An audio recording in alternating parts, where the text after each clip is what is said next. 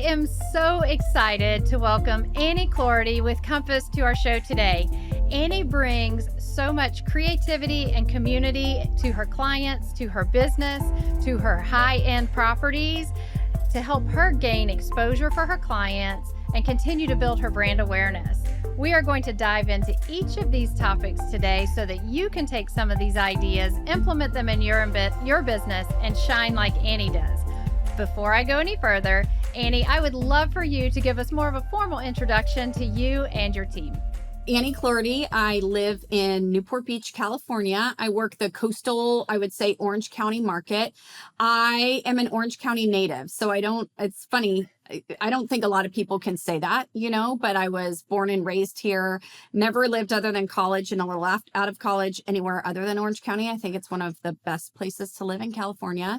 I have a team of 8. It's 3 support staff and then 4 agents. I would say, a little bit of a smaller team. Last year, we closed about 135 million. I don't know what else to say. Mama 3, 2 dogs, husband. There we go. And all of that last part is very important because we're going to share how you incorporate some of these different pieces into the creativity that you bring. Yes. in boosting your business. And like Annie and I were discussing, I love these episodes where listeners can take back these items. They can find humor in what we're doing because sometimes there's no humor in real estate and sometimes it's always humor in real estate, so that you guys can really win in your business in the upcoming year. So Annie, I know we were initially introduced through Realm Global, which is a leading luxury real estate community that we both belong to, where you were sharing on a webinar a super high-end property that you have in Laguna Beach. I think you still have that listing over in the northwest point of the Crescent Bay. And let me tell you, go look this property up. You can tell them where it is. Amazing property. What was even more amazing, it were a couple aspects of the points from that webinar. 1, you're co-brokering. Yes. The listing, and then 2, the video. But let's start with co-broking. One comment that you made that actually caused me pause was you said collaboration beats competition. And I know this is oftentimes a place where agents get stuck. Like they could offer better service, they could generate more business. They don't think of it this way. So take me through a little bit of that mindset of collaboration beats competition. So I was lucky to have a little bit of a heads up on this one. So yeah, that property is listed at $20 million. We have had an offer, wasn't the right offer. So we're continue to marketing that. But these were longtime clients of mine, and they are the trustees, and this was her parents' house, but she's a co-trustee. So when she called me, she said, I hate to tell you this, but you're basically going to interview with these other top agents. And she said the name. And listen, I live in Newport Beach. I work all of coastal Orange County, but am I a Laguna Beach, expert? Absolutely not. I'm more of a Newport Beach expert. So when she told me that, I knew, again, I knew the 2 agents' names, and I knew right then that I needed to bring in more of an expert in that particular thing to knock it out of the park. Also, I knew that, 2 agents for the price of 1, especially on a luxury listing, is a great pitch to a seller, and it's truthful. So I tapped Mike Johnson. He's actually a great friend of mine. Mike and I have worked together for over a decade at even our previous brokerage. And I knew he had just sold the property like 5 doors down. So I called Mike. I said, here's the deal. Here's my clients. I know that if we can show value, especially with supporting that you just sold the house down the street for 18 million, like we're going to do such a great job. And we went in, we actually pitched Realm as part of it. And in the end, the family hired us, they said, because of the collaboration effort. So let's pretend like I was the Laguna Beach person and I went in there. I mean, I probably would have had a little bit of a up leg because that particular family member is my client. But at the end of the day, if we were going against agents that were already pitching collaboration, I might have not received that, listing. So I just think that a lot of people focus on the dollars rather than focusing on what's best for the client. And I never doubted it ever that wasn't going to be the right decision. And it worked out. Well, and it's interesting too, because when you think about co-broking with someone, you do oftentimes agents think about the money, but then what does that look like from a branding and marketing perspective? And for me, I agree with you. It gives you actually an additional leg up in the Laguna Beach area because now you have that sale under your belt or that listing as you're getting started. Yes. But it also shows that, I mean, we can work together on these things. We don't have to do this doesn't have to be a lonely business. It doesn't have to be all kept within the team or all kept within a brokerage. Like we can do this and be successful to help our clients. Yeah, and I've done it actually before, even on lower price listings where a client reaches out to me. It's again, usually a family member, and I'm not the expert in that area, but they want me because of the trust. I'll bring in the expert for that area. And then, again, I think the key with collaboration though is you have to always work with someone who has a similar structure. So if you're a solo agent, maybe you're partnering with a solo agent. If you have a team, partnering with a team, because the only time I found it doesn't work is if like I'm a team and I'm partnering with a solo agent, there's not necessarily like an aligned work path that is similar because the person with the team usually has a lot more support than the solo agent does. And so you have to go into that thinking like, how are we going to line this financially? And then also just, job duties. Yeah, just from a leverage standpoint for sure. Yeah, leverage point. Exactly. Well, the second piece of what really connected me to you is humor. So, for those of you who know me out there that listen to the show regularly, I am all about have some fun. Right? This doesn't have to be hard, and it can be fun. Yes, we can be serious, but we can also have fun. And you did an amazing video that I'm sure, as we've spoken, Mike wasn't like waving his hand in the air to be part No. of. And so give us a little insight to the video on this property, and then we're going to dive a little bit deeper and you can carry that into as well. Yes. But where your creativity comes from for videos, I mean, this is a $20 million property. Where's the room for humor there, Debbie? We want Lamborghinis and great kitchens. So Yeah. I would love to hear and have you share more about this concept. And Mike would admit at first that he's definitely not video first, or is he a proponent? But I knew once we had the listing, I said, hey, I want to pitch something to you, and I think it's going to be great. And so I get most of my ideas outside of real estate. So that particular video you're referencing is kind of like a secret spy video. And it's one that Molly Sims did when she was launching her makeup to, I think it was Ulta. And so she did kind of a secret spy. And anything I ever see, I save in my Instagram and files. And so I thought we could do that as kind of a coming soon funny poke at realtors that are both trying to get a listing. And he loved it, and we had great feedback. And so I would say I get all of my ideas, usually a lot of them outside of the real estate industry. Yeah. Well, it's interesting. Before we even connected on Realm, somehow I'm connected to you on Instagram. And I think we shared this experience where I saw a video of you sitting on a cooler in your garage doing exercises. And I think you mentioned that was a Jack Black spoof Jack for Black, yes. something that you were working on. And I commented because the cooler was on wheels. So, I mean, realtors have to be able to go. I say 2 wheels and heels, like we got to be able to go. So you're Yes. doing this exercise on this cooler on wheels, as if you're ready to exercise and roll right out the door when you have to. So a lot of fun Yes. stuff there too. Where are some of the areas that like you said, you save stuff, what you see on Instagram? What are some other areas for someone out there that says, hey, I'm really not that funny? You're always funny. I don't know who told you you're not funny for anyone listening, but where do you find some of your ideas or your more creative ideas to then translate into real estate? Because we don't always watch realtors, right? We watch other things. Where does that come from and how do you translate that? Yeah, well, I would say some people aren't. I like humor that feels natural to me. Mhm. It does not feel natural to me, although I have way more shoes than I need. It doesn't feel natural to me to be in a crazy fancy outfit with a Lamborghini in front of a house. That's just not authentic to me, but it's going to be authentic to somebody else. So I would say whatever is kind of your passion, run with that because that's where you're going to feel the most comfortable with. I'll start with that. So one of my favorite times is coming up is Super Bowl. So Super Bowl is where any and every Super Bowl commercial I actually watch for. And then I look at those commercials and I think, how can I translate that into real estate. And it might not be then. I mean, I keep ideas for 3 years maybe. And then I have a working notes folder that I share with my marketing team. And then we'll say, oh my gosh, that's the perfect time to use that. And again, some are more educational, but I think as long as you're always translating the media and the marketing to what's authentically you, that then also speaks to the house and to the client, that's the best. I'm not a fan of like making fun too much of like the house or anything other than myself. I know that's kind of a trend. I'm not totally into that trend, but I think as long as you can poke fun at myself or my industry while highlighting the house, I think that's best. Well, and I agree with that.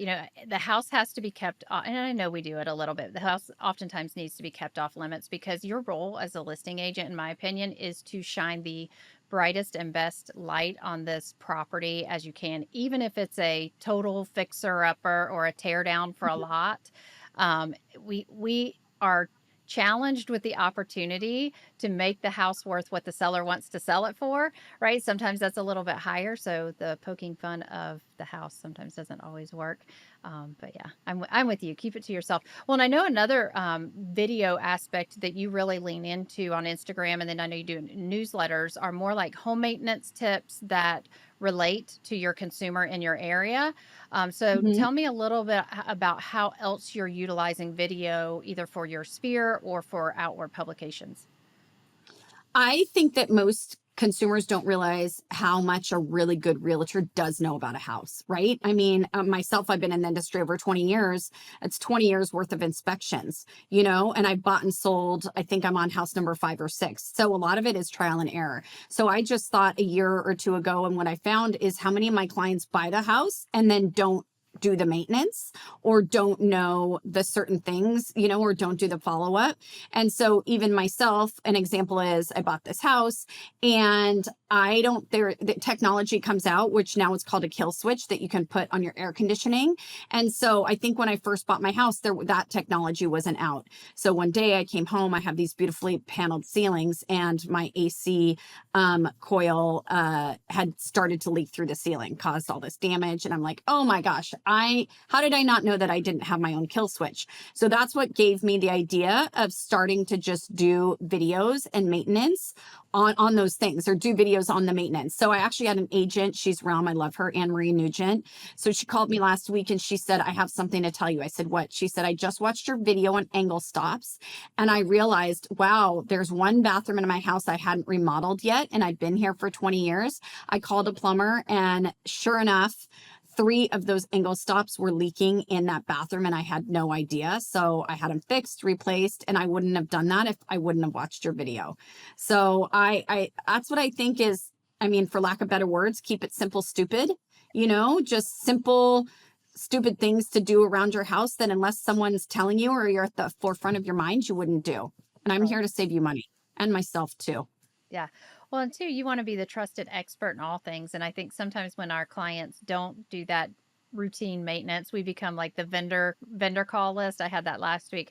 I actually was on my way to a football game, and one of my past clients, called and said, I have an emergency. I just broke the nozzle off my exterior hose bib trying to remove the hose. Oh And so I had to God, shut the that's water off. I need a plumber now. And I'm thinking, okay, and who is yeah, I knew who it was, but again, it's that you become the go-to expert on that stuff, but again, what a great video tip on how often we should check, even if you're not in an area that you have to take the hoses off. We're in a warmer area, so the hose never came off. We don't cover our spigots for the most part. So I love yeah. that strategy of proactive tips, and it doesn't. And one thing I've noticed back in the day, we'll call it, because I've been in the industry over 20 years, it was like change your time, change your clocks, that's coming up, or replace your air filters, or change your smoke detector batteries. We're not talking about that stuff. We're talking about tragic stuff that happens that is preventable, right? And I Or, would say if anybody's listening to this and they're going to send out a change your clocks email, please don't do it. Do not do it. I get, even as a realtor, like 30 or 40 myself, and I think this is tragic. You need somebody else to redo your marketing. yeah. You know, I'm pretty confident that anyone that is receiving your email knows that it's time to change back the clocks. Well, and here's the best part. The only thing that doesn't change back on its own is like your oven. every other device you have, you wake up, even my car, I wake up and it Yeah. knows what time it is, right? So I don't even have to change the clock back anymore. It just happens for Yes. me. And that's Yep. leverage, ladies and gentlemen. That is leverage. So, and I think too, when you're talking about things like the kill switch, um, an additional segment that could be added to what you're doing are tips on technology, not like go smart proof your home, but here's something that's come out recently. For us, it's, and for probably most of Americans, the expansion valve on the top of the hot water heater, right? So if you're replacing your hot water heater, now that's code, but what does that even mean? So it's little things that way that causes them to go and look and connect the dots with, wait, she's not just someone trying to sell a house. She actually knows more about the home than than the general realtor, really. I mean, we know a ton. We don't share that we know a ton. So all of this video, I know the listeners are out there thinking, wow, that sounds like a lot. How often are you recording? Is this a daily thing? Is this calendar? Tell us about how you're doing. How are you getting this done? So listings are different, right? So Mhm. the listing, like we did 3 or 4 separate videos for that one Laguna listing. That would be, maybe 2 hours when we're just doing our general marketing for that property. I don't consider that as part of like my filming, but what I consider my filming of these particular kind of videos, I batch content. And I think that's what any successful person leaning into media does. And so I film once a month, and it's probably a process of between 6 and 7 hours, and I'm getting, depending on if I'm interviewing someone or going to different spots. If I'm not traveling, I can probably do 8 or 9 videos, maybe even 10. Again, it depends on if they're short, long. And then I mix that in during the month with listing videos, Yeah. and then the occasional pop in on the story. Yeah. And that is when we think about going into the new year, creating efficiencies has to be part of our game plan. And I know there's so much technology we're implementing through AI, through leverage that is creating efficiencies. And then we also have to look at the thing that someone else can't do for us. Yes, I Hmm. know you can make yourself your AI twin or doppelganger or whoever you want to be, but at the same time, I'm super fan of batch recording. And same with podcasts. I do batch recording week, which is this week, and I have actually 4 dresses on the bed here, and I just keep flipping, and we just keep Yep, there rolling, we right? It's go. just one after the other. Yes. And then I have podcasts for the next 2 months. And so it is that find the time, block the time, batch record it. You can wear something different. You can stand on a different front porch, and you don't really have to change a ton to Yeah. get quality You don't. content. Exactly. Yeah. And you have to, for me, I'm not some crazy tech whiz that I can, I mean, you obviously are, you're doing your podcast here. But I hire somebody, and they keep me accountable. Every month we have our date for the next month.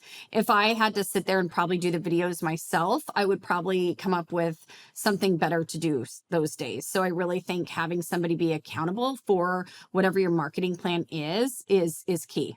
Yeah.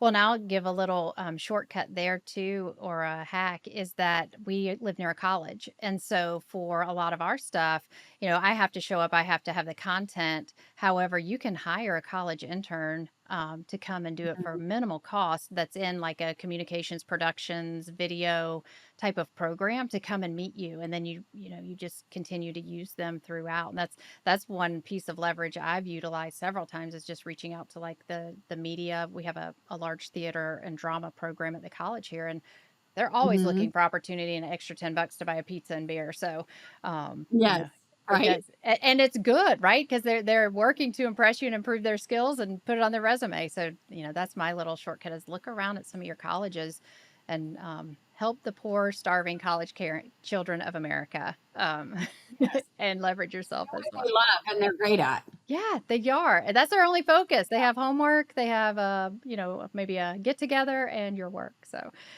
well, I love all of this, and it's really nice to see what you're doing.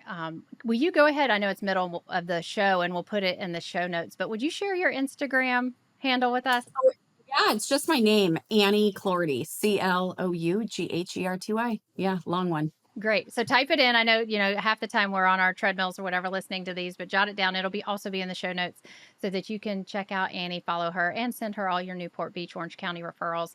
However, we are going to transition to the other side of your business, which is community. And I know this is a piece that you really leaning into on your own as well as through your team to give back to the community as well as continue to increase your brand awareness through community.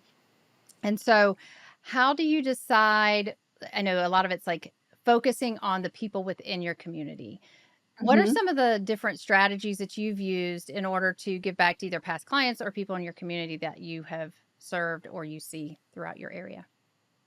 So if anyone usually asks me to support anything, the answer is always yes. If it's your kid's baseball team, if it's, anything. And I decided that a long time ago. I think that's really easy because we are the mayors of our community. Like if you're a great realtor, you are the mayor. And I think it's not dropping off a pie. I'm sure people love the pies and all of that stuff, but it's, supporting the kids' school.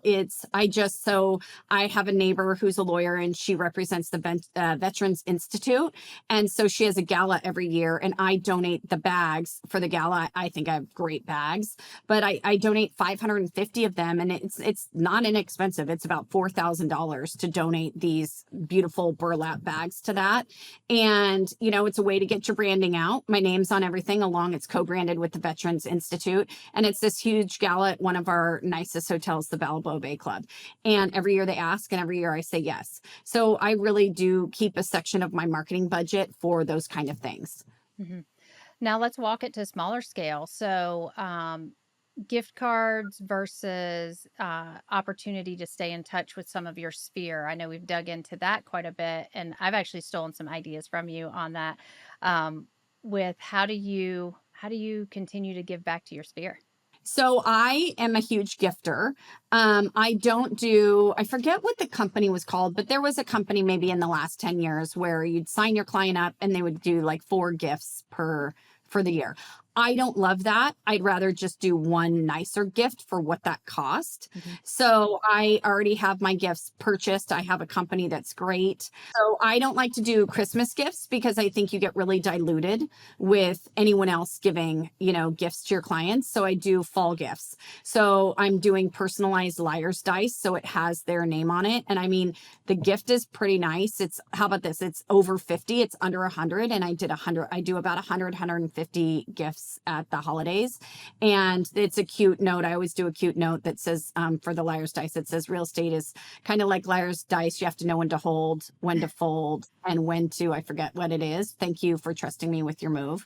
But I think that that's such a great thing and just having it be very curated.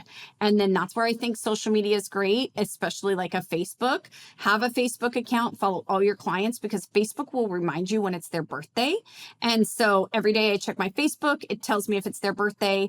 I use Backhouse Candles. It's a local candle company and I will personally drop off a backhouse candle to you. I'll pick up the phone, I'll call it because that's my reminder. And then once you're calling someone or texting someone, it goes into my phone.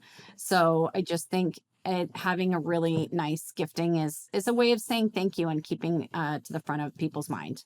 Yeah. So, do you leverage that piece, or is that you dropping those off for birthdays? It's usually me. If I'm really busy, I'll ask my assistant, but I always have in my office or my home office storage at least 20 or 30 of these at a time.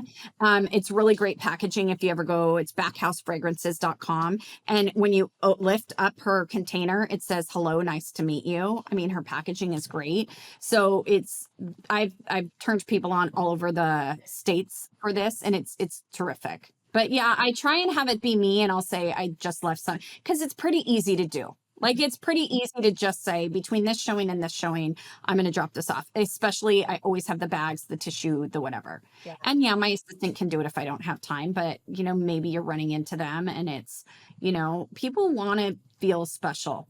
They do, and they wanna feel like you took the time, right? You slowed down and you took the time. And that's for me too. I'm like you, I'll send gifts, but I also I'll send a personal text. I'm the same way. I look every morning and see, and it's not like I know you can change it in Facebook. They actually just changed the algorithm so it doesn't have like the same happy birthday message. So when I had a birthday, I had like 97. It was all the same. They just auto clicked like tell her happy Yes. birthday, even though her birthday Yep. is her favorite day of the year. But no, I'm the same. Send the personalized. Send it personalized. Yes. Make it come from you. Yes. Yeah. Yes. 100%. Yeah. So then another thing that you do is you incorporate hospitality. Unreasonable Hospitality is one of your favorite books. So hospitality and gifting clients. How else are you gifting clients? Because I know gifting is a big thing for you. Yes. Yeah. So I would say something that I thought of, I didn't do it this last year, but I'm bringing it back, is during COVID, at least for us in California, a lot of things were shut down. And it was February of COVID or kind of January. And I had this thought to do something called Love Local, because people always say shop local and all that stuff. But when you say shop local, are you actually going to these shops and supporting these local businesses? So what I did is I took the entire week of Valentine's Day, and I'm very big, and you should rip off and duplicate this, whatever market you have.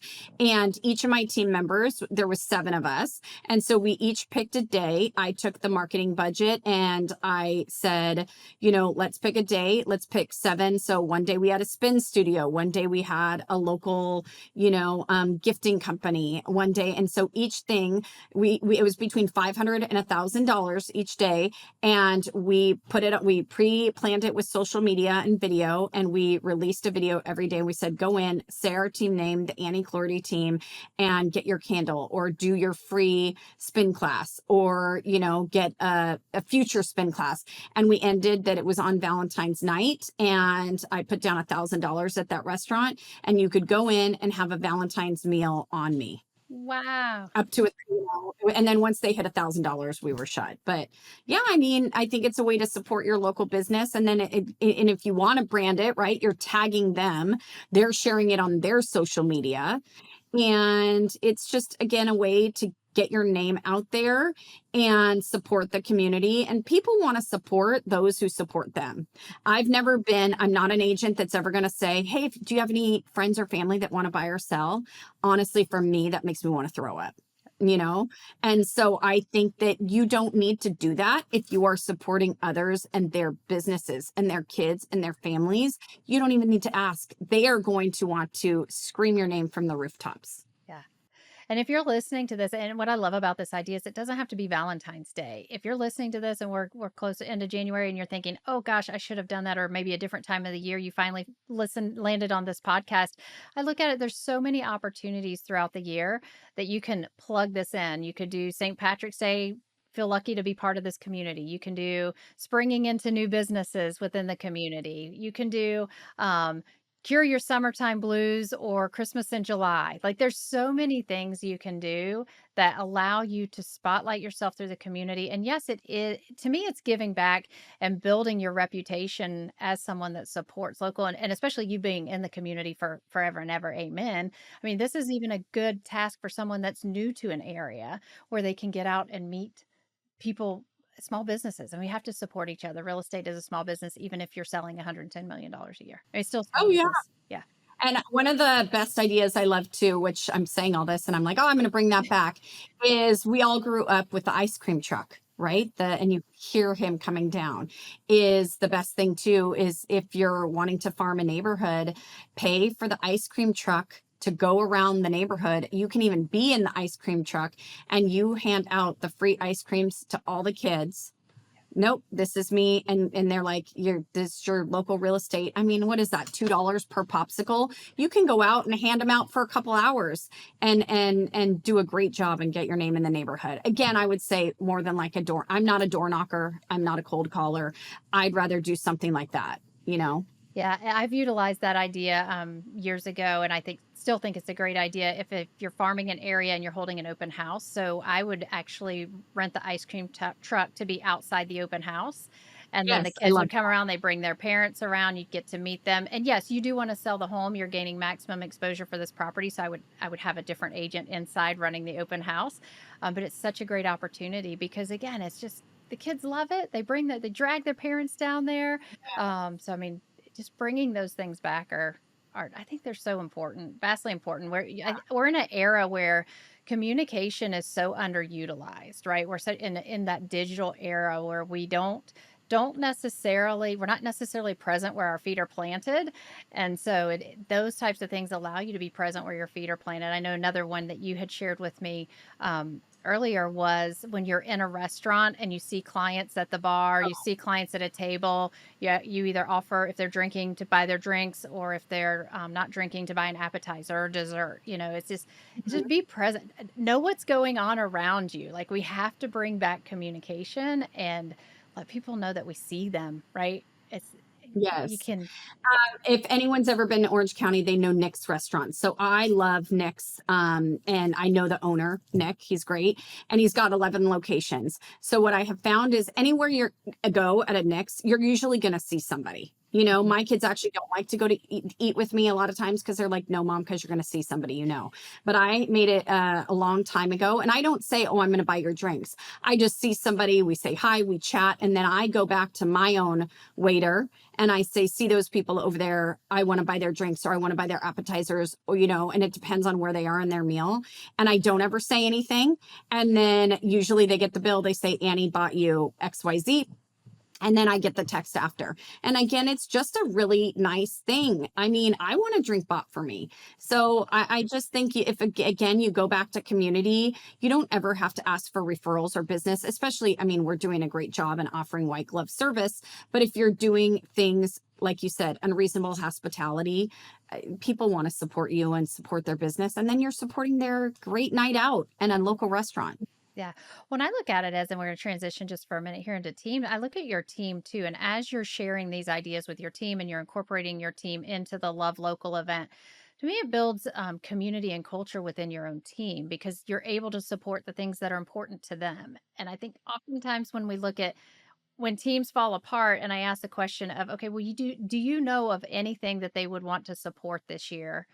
And the team lead says, no, there's such an opportunity there. Like, build some campaigns around the things that they find as important, whether it's the kids t-ball league, how do we sponsor the back of the t-shirt and I get to give gifts to all the kids on the last day, or I mean, or just an event.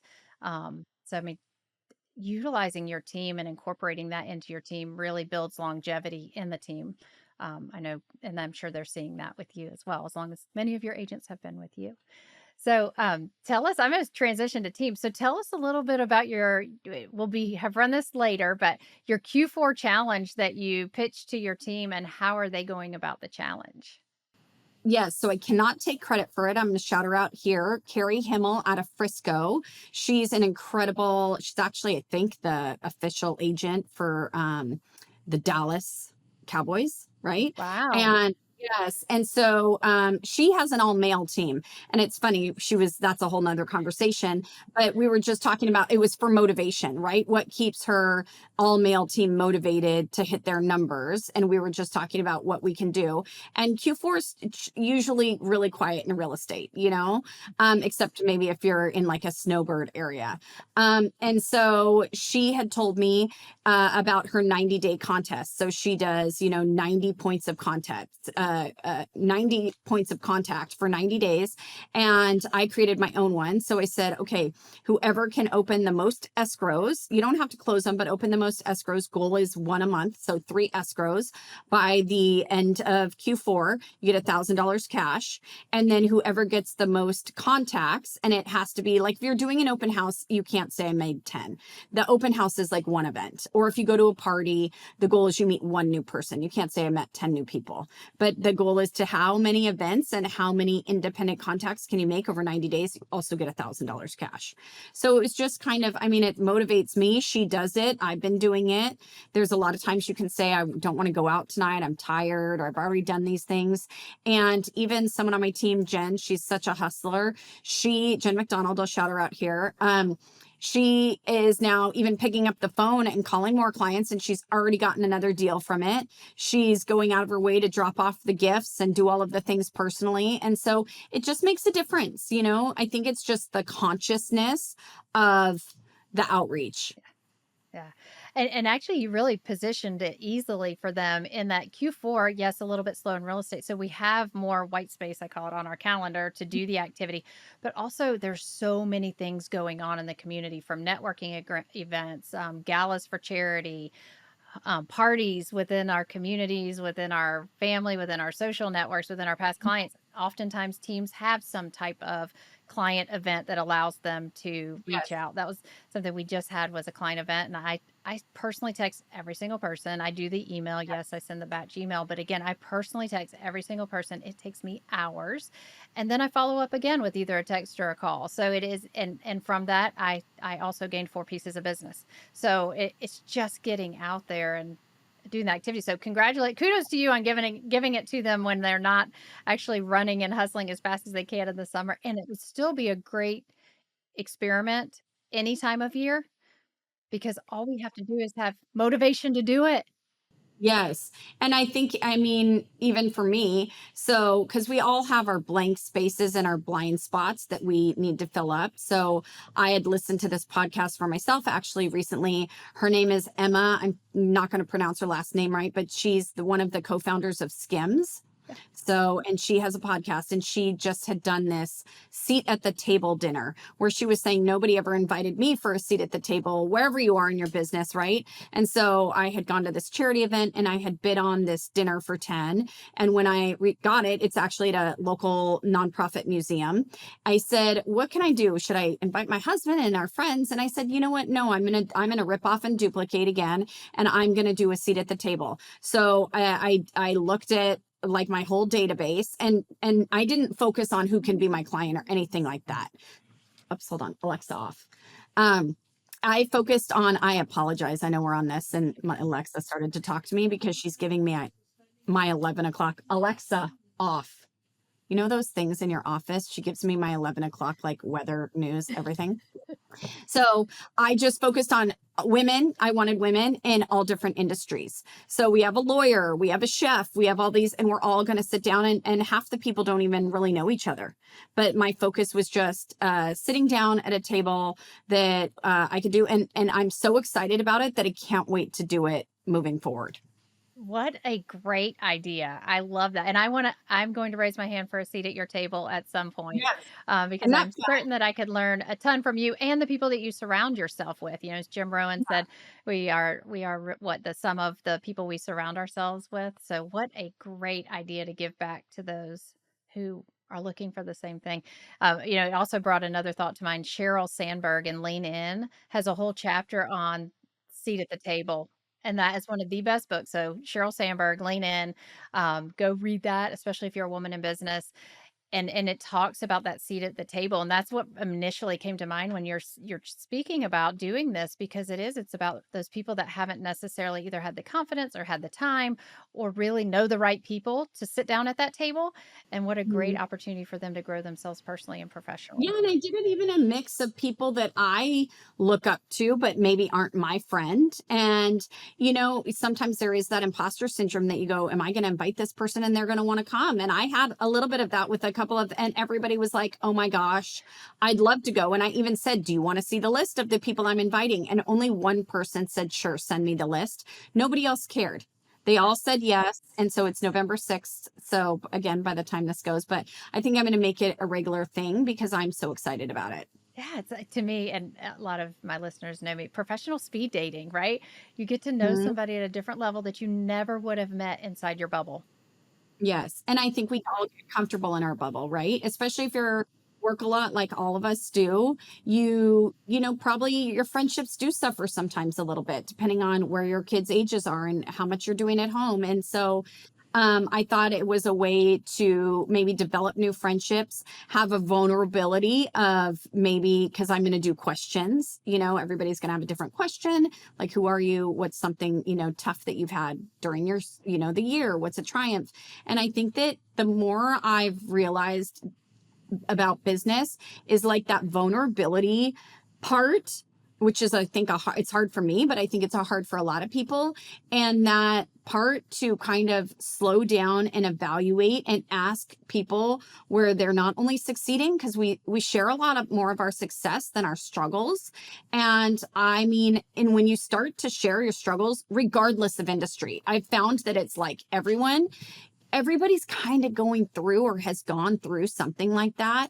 And like the words of wisdom or support, you really feel lifted up. You're right. We do. We all, because we are a industry of reputation and success, everything else gets hidden under the swept under the rug. Like we're experiencing it and it's internal angst. We just don't talk about it. Because Yeah. that would mean, oh my goodness, and failing I'm forward, not failing perfect. fast. Like we don't want Mhm. anyone to know we failed, but shoot, fail away, right? And let's fail Yes. together. Oh, I see. Now I am going to rip off and duplicate that idea. I think that is an incredible idea, um, to give back to others, to raise yourself up. And I love that you were vulnerable enough to say that there was some imposter syndrome. And I'm sitting here thinking as you're talking, oh yeah, I would invite that person, but would they come? Yeah, They'll be a right. really great person for me to get to know better. I've really tried to come up with an idea to meet them. Just gotta do Yeah. it. Yeah. Yeah, and Oh, it's charity, so I bought this dinner and it all goes to the event space, and then they have it catered. And so I thought, it's great on all levels. yes, I love it. Well, when we kicked this call off, we said creativity and community, and you've done that within your business, within your team, within your actual community, and the out of the box ideas that you have shared with us today. If you are listening to this and you haven't come up with something, well then I don't know. I don't know what to tell you. Maybe chat GPT an idea and say what else off of this. So many great ideas. I appreciate that. For our listeners who would love to continue to build a business like yours, do you have any parting thoughts that you would want to share? Or where should they start? I mean, you just have to start somewhere. I feel like I was just on a Zoom the other day and somebody said, "Oh, I've been wanting to get my face on video. And I look at these videos that I do and I just don't love." I go, "You literally just have to, done is better than perfect. And you just have to stop making excuses. Just do it." And then I look at my videos even a year ago, and some of them are cringeworthy, right? Because you're always refining your voice, and we're not the same people. We're not like static creatures, right? So I think with anything, just try it, rip off the band-aid and go. And I always say there's pieces of a pie in business. And I think that anyone who's not making sure to hit every piece of the pie in a marketing or anything, you're missing something. So, and then just step on the gas and go, man. Yeah. And don't let the gas off. Yeah, love it. Well, thank you for your time, for your wisdom, for sharing all the different pieces, or not all of, some of the different pieces that you are incorporating into your business to be successful.